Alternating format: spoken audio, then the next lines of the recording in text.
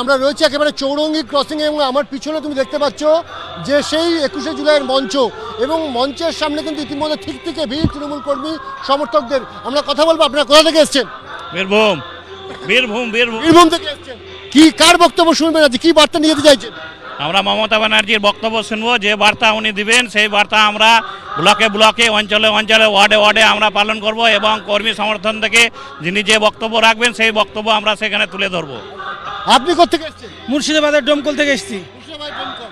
মমতা বন্দ্যোপাধ্যায়ের কাছে কি শুনতে চাইছেন, কি বার্তা চাইছেন? মমতা বন্দ্যোপাধ্যায় শুনতে চায় আগামী 26শে যে নির্বাচন, সেই নির্বাচনে এমন বার্তা দেখ 294 যেন আমরা পাই।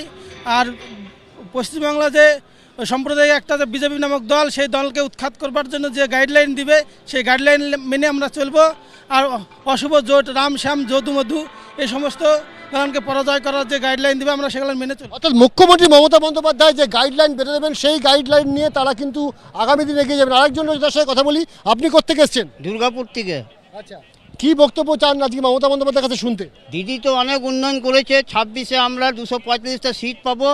দিদি ওই সিট পেয়ে আরও উন্নয়ন করবে, ঘরে ঘরে উন্নয়ন হবে। তৃণমূলকে যারাই ভোট দিবে তাদের ঘরে ঘরেই উন্নত হবে। আর বিজেপিকে তো উৎখাত করবই। আগে জয় শ্রীরাম বলতো, জয় শ্রীরাম পিছনে পালিয়ে গেছে, এখন মা কালী আর মা দুর্গা বলছে এখন।